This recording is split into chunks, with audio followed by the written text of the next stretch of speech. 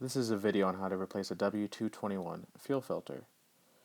So I went ahead and ordered mine from partsgeek.com since the auto repair stores in town said this part wasn't serviceable and they did not have the part in stock.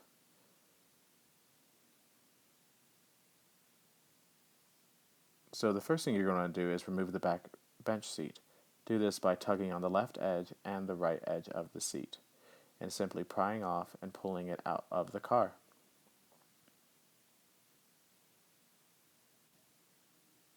After removing the bottom bench seat out of the car, you'll notice a black insulation pad.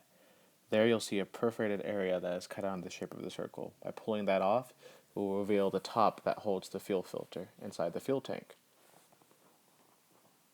Right there you see a tin top. It's very simple. So go ahead and just spin it off and unscrew those 6 10mm bolts with a 10mm socket wrench.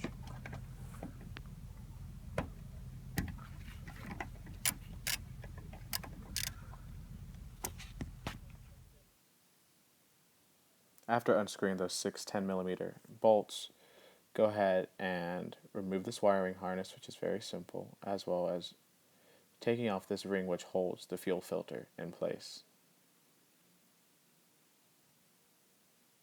From there, you can just pull up and out, and there's your fuel filter.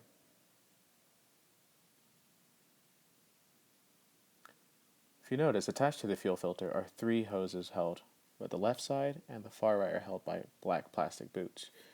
You go ahead and remove those black plastic boots by prying them off with a flathead screwdriver. Make sure to remove them and install them on the new fuel filter in the exact same order. After installing those 3 hoses on the new fuel filter, you'll notice a remaining wire harness attached on the bottom of the old fuel filter. Go ahead and remove that and install that onto the new fuel filter in the same exact order.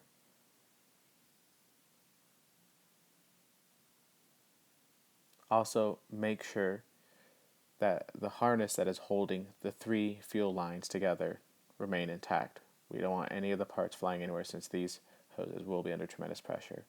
After that, you can go ahead and just begin the reinstallation of your new fuel filter. So don't attach the top wire harness yet. We're going to want to go ahead and reinstall the ring that holds the housing in place. We'll make sure that it lines up, and then we'll re-screw the 6 10mm bolts back into place.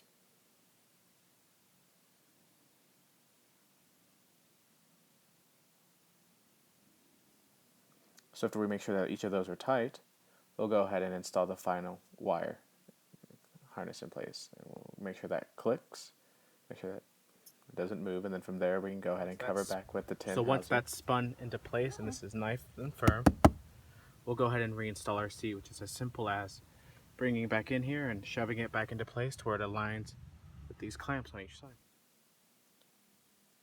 And so once you reinstall the bottom bench seat, you'll make sure that it is snugly back in place on the left edge clamp and the right edge clamp. And there you go, you're done.